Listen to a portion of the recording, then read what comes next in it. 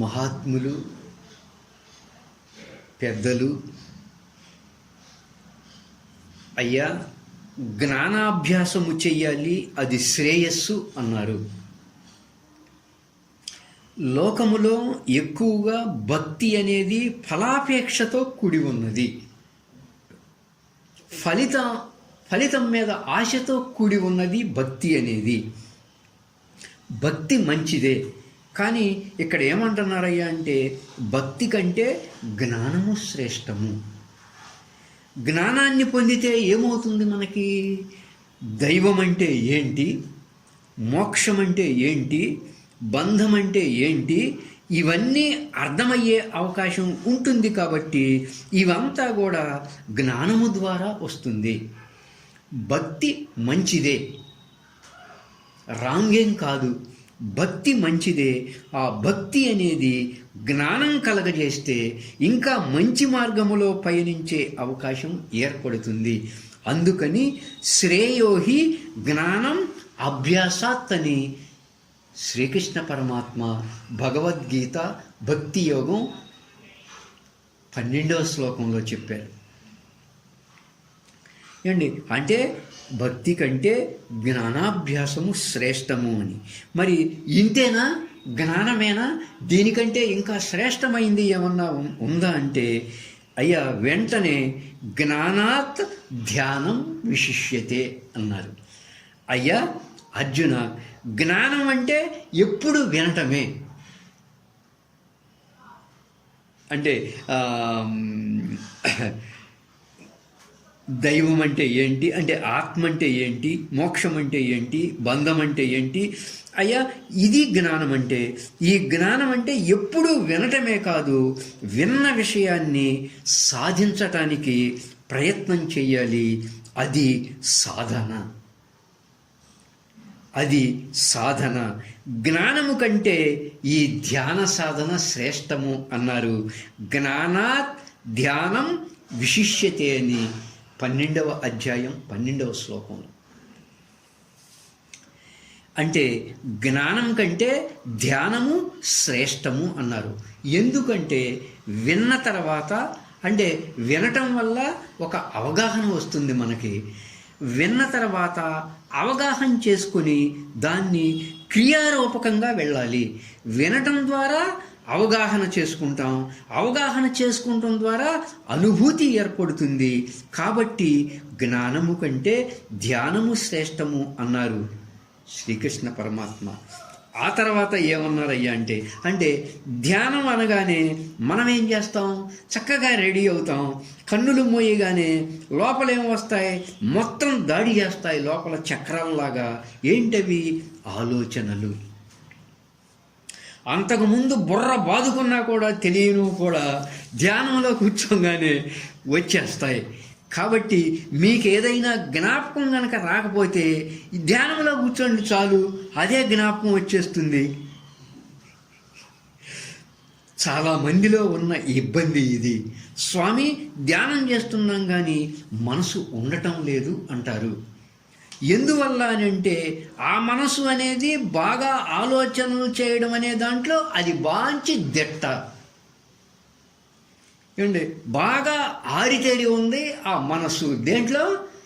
ఆలోచనలు చేయడంలో అది ఎలా ఉంది అంటే గొప్ప పహిలవాన్లాగా ఉన్నది.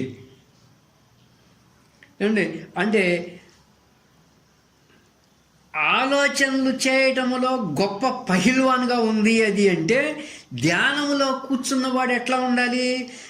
ఆలోచనలు లేకుండా కూర్చోగలిగే పహిల్వాన్ వీడు కావాలి. అంటే ఆలోచనలు చేయకుండా ఉండే దాంట్లో వీడు పెహల్వాన్ అయితే, వీడు దిట్ట అయితే అప్పుడు అది మానుకుంటుంది. వీడు బలహీనుడు. ఆలోచనలు చేయకుండా ఉండే విషయంలో వీడు అసలు ఏ పెహల్వాను కాదు. ఏమండి, ఆలోచనలు చేసే విషయంలో మనసేమో చాలా బలవత్తరంగా ఉన్నది.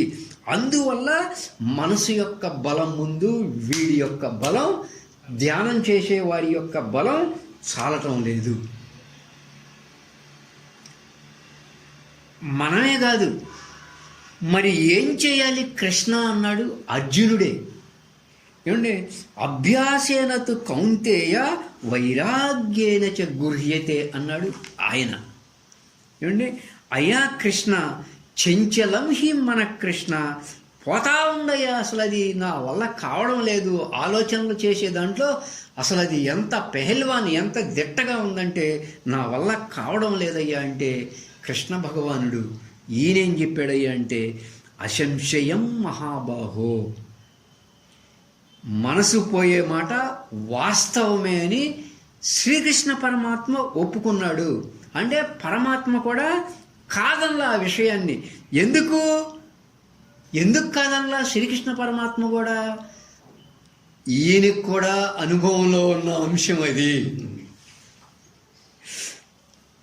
ఈయనకు కూడా బాగా అనుభవంలో ఉన్న విషయం. అనుభవం ఉంది కాబట్టే అసంశయం మహాబాహో, మనసు పోయే మాట వాస్తవమే మానయ్య అని చెప్పగలిగాడు కృష్ణస్వామి.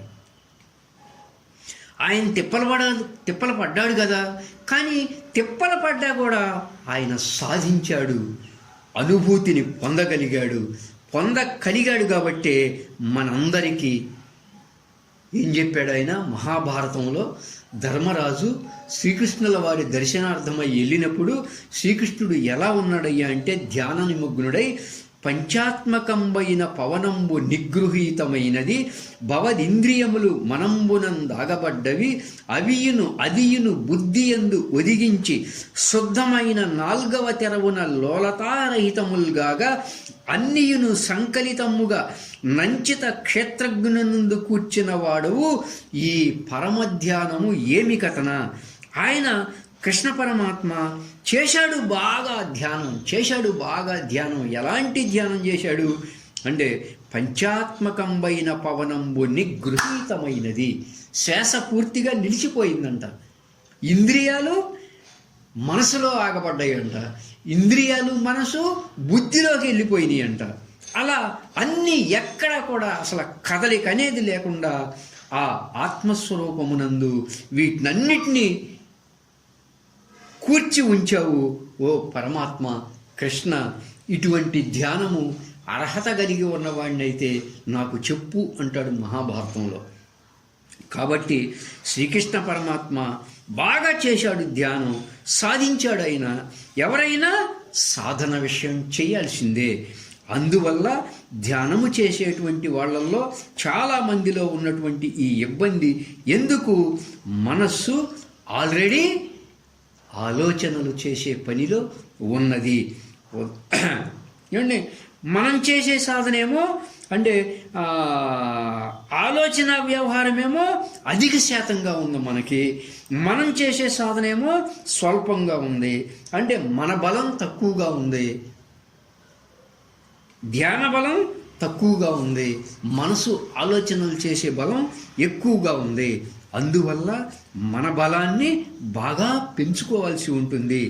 నిరంతరంగా మనం కూడా దాంతోపాటు చెయ్యాలి.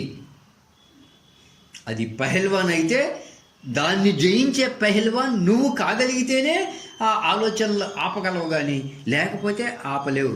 ఆ మనసు ఎలా పట్టుగా విరామం లేకుండా శ్రద్ధ వహించి ఆలోచనలు చేయడం అనేది ఆ మనసుకి ఎంత విధానంగా ఉన్నదో అంత శ్రద్ధ నువ్వు వహించగలిగితే అప్పుడు ఆ మనసు నీ యొక్క వైపుకు వచ్చేస్తుంది. శ్రద్ధ వహించింది మనస్సు దేంట్లో? ఆలోచనలు చేయటంలో. కాబట్టి దాని పది అది నిరంతరంగా చేసుకుంటూ ఉంది. ధ్యానంలో ఉన్న, మెలకువలో ఉన్న, నిద్రలో ఉన్న దాని పని అది బ్రహ్మాండంగా చేసుకుంటూ ఉంది. దానికి ఉన్న శ్రద్ధ ధ్యానం చేసే మనకు లేకపోయాయి. ఏమండి, అనగా ఆలోచనలు లేకుండా విధానం మనం ఆశిస్తున్నాం. ధ్యానంలో ఎందుకు కూర్చుంటున్నాం అయ్యా అంటే ఆలోచనలు లేకుండా ఉండే విధానమే మనం ఆశిస్తున్నాం.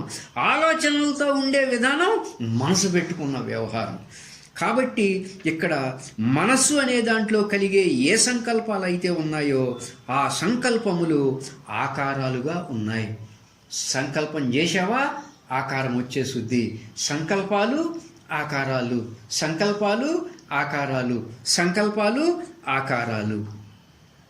అందుకని సాక్షాత్ శ్రీకృష్ణ పరమాత్మ భక్తి యోగంలో ఏం చెప్తున్నాడయ్యా అంటే, ధ్యానాత్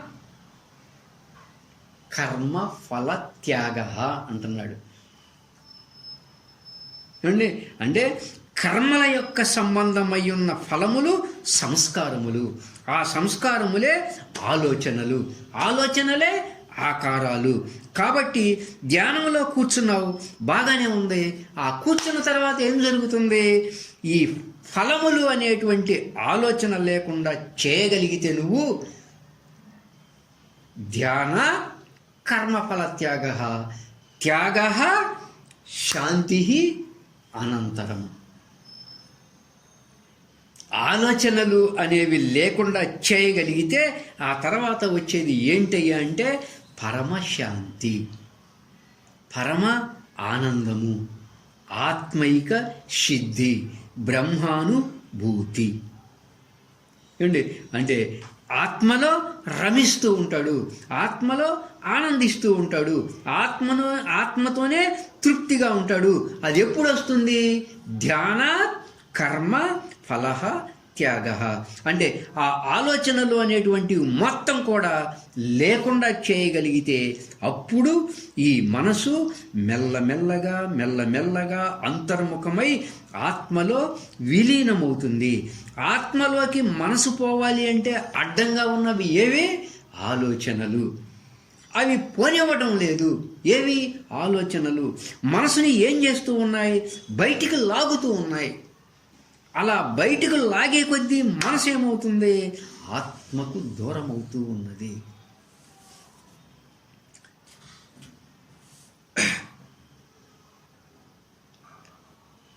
కంఠము నుండి శిరస్సు పైభాగం వరకు ఉన్న భాగాన్ని బ్రహ్మాండము అని దేవరహస్యాల్లో మనం చెప్పుకున్నాం. బ్రహ్మాండములో ఉన్నటువంటి జ్ఞానేంద్రియాలేమో ప్రమాణాలు, బయట ఉన్న శబ్ద స్పర్శ రూప రస గంధ విషయాలేమో ప్రమలు, జ్ఞానేంద్రియాలేమో ప్రమాణములు, పంచ విషయాలేమో ప్రమలు. ఈ ప్రమల యొక్క సంబంధమై ఉన్న అనుభవము ప్రమలతో సంబంధం పడ్డప్పుడు ఆ ప్రమల యొక్క సంబంధమై ఉన్నటువంటి ముద్రలు మనసు లోపల సంస్కారాలుగా చేరుతూ ఉన్నాయి. మనసులో పడ్డటువంటి ఆ సంస్కారములే ప్రమేయములు అవుతున్నాయి. ప్రమాణము, ప్రమేయము. ప్రమేయము అంటే తెలియబడటము, అంటే ఆలోచనలు. మనసులో పడ్డటువంటి ఆ వాసనలే, ఆ ముద్రలే మరలా ఆలోచనలుగా వస్తూ ఉన్నాయి. ఎక్కడివి ఆలోచనలు అంటే, నువ్వు చూచావు ఇంతకుముందు, నువ్వు ఇంతకుముందు చూచినవే నీ మనసులో ముద్రలుగా పడి ఆలోచనలుగా వస్తున్నాయి.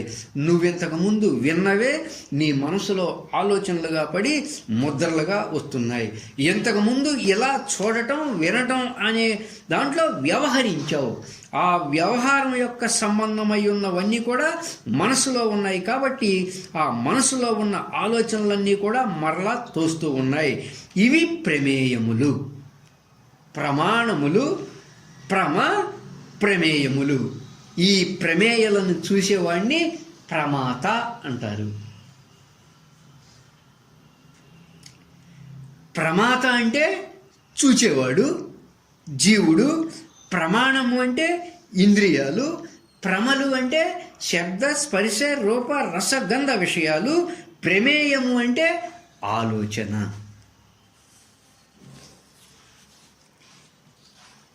ప్రమాత మనస్సే. ప్రమాణము అంటే ఇంద్రియాలు, మనస్సే. చూచేవాడు మనస్సే అంటే జీవుడు. జీవుడు మనస్సే. ప్రమాణము అంటే ఇంద్రియాలు, మనస్సే. ప్రమలు అంటే విషయాలు, మనస్సే. ప్రమేయములు అంటే ఆలోచనలు, మనస్సే. ఇలా సర్వము మనస్సే. మనంబె స్థూల సూక్ష్మముల్ ప్రమాత ప్రమాణ ప్రమేయముల్ మనంబె కామ రోగ రోష మత్సరాది వృత్తులు మనంబె సర్వధర్మముల్ మనంబె బంధ మోక్షముల్ మనంబె దృశ్యమంతయున్ క్రమంబుచే ఎరింగినన్. అంటే ఇలా సర్వము మనసే, ప్రమాత మనసే, ప్రమాణము మనసే, ప్రమా మనసే, ప్రమేయములు ఆలోచనలు మనసే, సర్వము మనసే, సర్వము మనసే, సర్వము మనసే, సర్వ సంసారము మనసే. దానికి ఉత్పత్తి మనసే, స్థితి మనసే, లయ కారణము మనసే. ఇట్టి సర్వరూపమైనటువంటి మనస్సు ఏ యోగమునందు ఉండదో అదియే సమాధి. ఇట్టి సర్వరూపమైనటువంటి మనస్సు ఏ యోగమున ఉండదో అదియే సమాధి, అదియే అమనస్కము అన్నారు సీతారామాంజనేయ సంవాదంలో రాముల వారు ఆంజనేయుడికి సమాధి గురించి బోధించే క్రమంలో.